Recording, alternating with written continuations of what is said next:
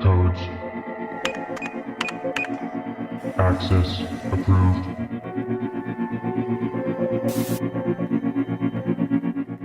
Log 710-2020. SCP-1861 is a bizarre SCP that most likely was birthed from anomalous psychic activity that occurred during the massive global suffering of World War I. That's just a personal opinion, though. There's an overwhelming amount more we do not know about this Keter-class SCP than we do know.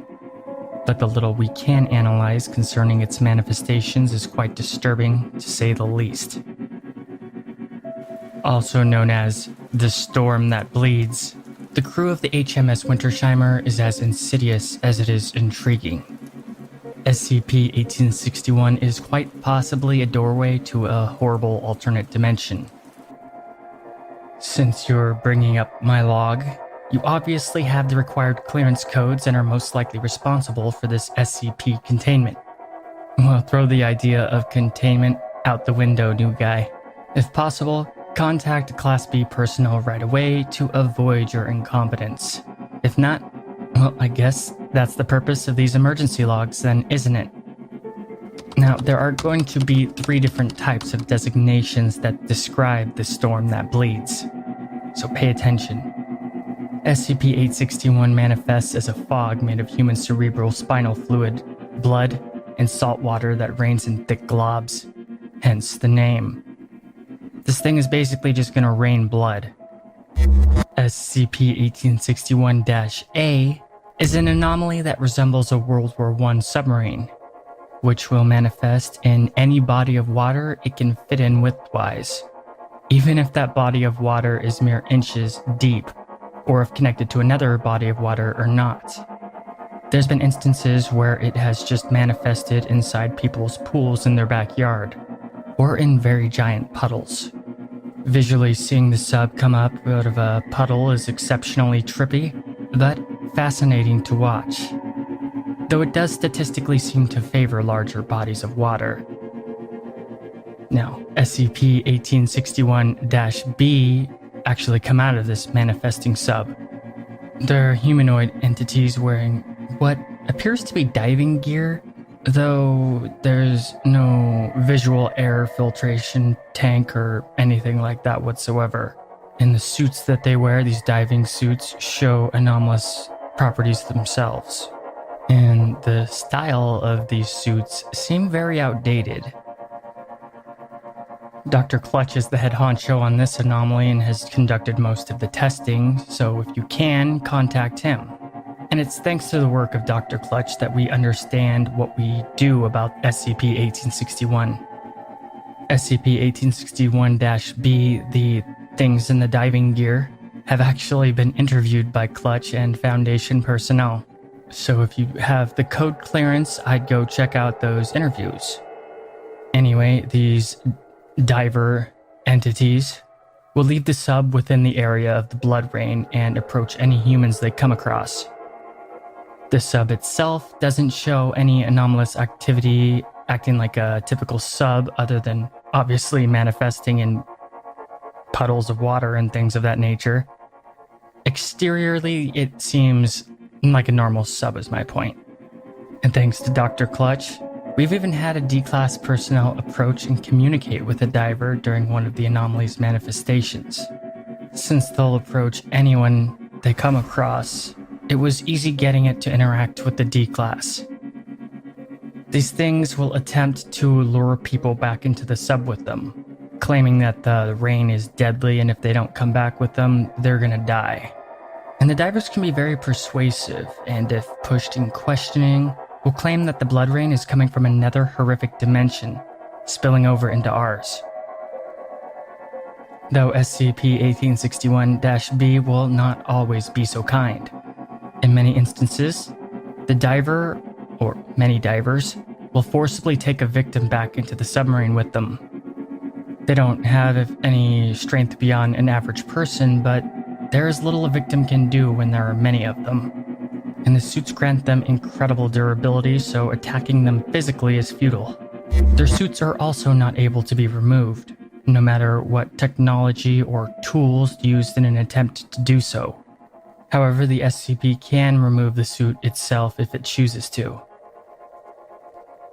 Foundation protocol is any living person who is taken back into the submarine is to be pronounced legally dead.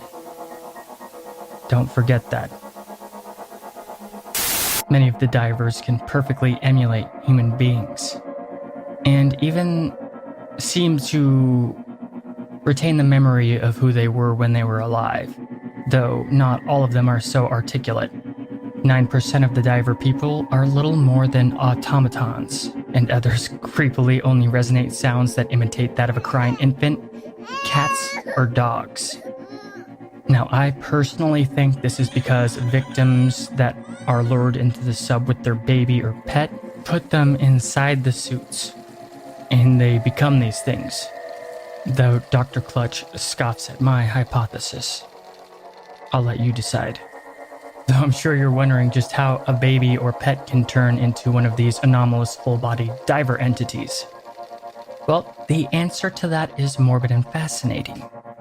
Dr. Clutch actually sent a D-Class personnel to go back with the divers into their sub, and the Foundation recaptured the one-time D-Class upon SCP-1861's next manifestation. The entity seemed to emulate the former D-Class admirably, including knowing the passcodes and possessing the D-Class personnel's memory, and the story it brought back with it from its journey in the submarine was unnerving. The subject said that it was just a long, narrow, not narrow, wide, but corridor, like a corridor type area, all the way down from end to end and crammed full of the diver people entities. The divers would pack more and more people into the sub, making the inside of the submarine anomalously seem to be larger than it was upon looking at it from the outside. So it increased within without increasing in size as a whole exteriorly. The former D-Class then said that the sub started filling with water as it left the area of its manifestation, and the divers handed out diving suits for everyone to put on, claiming that if they didn't, they'd die. It claimed that people in a panic would shove infants and pets into the suits, kind of going along with my own hypothesis. Then the former D-Class claimed that it entered an alternate dimension, where the diver people told their new victims not to take off the suits, but exit the sub into the water. It described the dimension as a mirror world made of water with everything made of a form of liquid, including there being lakes and other bodies of water that were just a purer form of water and very distinguishable from the rest of the liquid around them. When the former D-Class went to the surface to explore, he found dead things or what appeared as dead things in that dimension. The humans and animals were a mirror of the ones in our dimension, who just floated in place without moving other than the natural way clothes and hair move within water. But the creepy thing is their eyes were missing, with the front of their face looking as if it'd been bitten off. Where their teeth and nose used to be was an open crater of a wound. The eye sockets and holes in the face would endlessly bleed, seeping into the water, almost like a rising mist. And the former D-Class said that anyone that panicked and took off their suits would just turn into this red mist. They still seemed to be alive in there, but they'd just become one with the water and lost their ability to interact with things around them. Sounds like a horrific fate if that is their consciousness stuck like that, but we don't know that, do we? The former D-Class said that he met someone claiming to be the original captain of the submarine, but the entity rarely spoke without his words being completely madness-inducing. It called the sub his Ark, and the bizarre water dimension the New World. When asked about the floating corpses, he just said, "The Watcher of Eyes and Biter of Teeth deemed them worthy." Whether the alleged former captain was just insane or who knows where, it might have its motives, but is it a clue that there might be another SCP or entity involved? Who is this Watcher of Eyes and Biter of Teeth? Anyway, the former D-Class said that they didn't eat or sleep in the water dimension. They just literally stayed there for 6 months with nothing to do but explore around and talk with one another. which to do for 6 months straight sounds terrifying. I hate talking to people. But the seemingly endless purgatory in the water dimension all of a sudden came to an end. The captain declared that there was another area of the world that was under attack, yelling that they had to save people. And this is when the blood rain manifested and we captured the former D-Class, which the Foundation found quite easy because he still seemed to imitate who he was when he was alive. But after the interrogation, Dr. Clutch had the former D-Class convinced to take off the diving suit. When it did, only salt water spilled out, and the suit collapsed on the floor. All that was found within the suit were a pair of eyeballs and teeth. So, whatever you do, don't let them drag you into the sub. SCP-1861 manifests worldwide 3 to 6 months apart and isn't influenced by geographical locations and typical weather patterns. The size of the area of the blood rain, too, is quite random. Upon manifestation, send 2 task forces of Foundation personnel right away. You need to catch SCP-1861 early in its manifestation. The earlier you get there, the less a headache you're going to have on cleanup. Send the first task force to make roadblocks around the contaminated area and not allow any civilians to interact with the diver people. Authorize misinformation agents for media suppression. We already have Foundation misinformation agents positioned in local news sources and weather monitoring sites across the globe, so it shouldn't be too difficult. Order them to attribute SCP-1861 to irregularities in air pressure and large quantities of dust present in stormwater. Have our agents scour social media and eliminate any leaks or data or people as required. As I've already said, declare any civilian who enters the sub dead with horrific weather irregularities as the cause. Evacuate all civilians in a practical manner and silence whoever you have to. The second task force is to find the sub and not allow any of the divers to take civilians inside it if you can help it.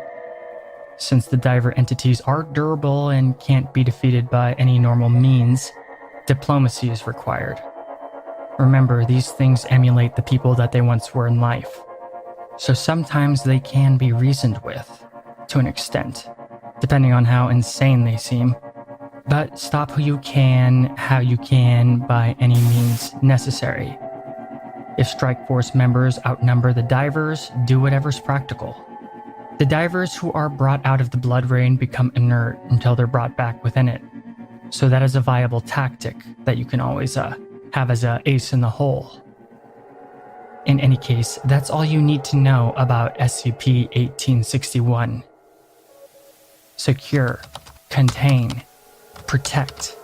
But no matter what you do, don't die.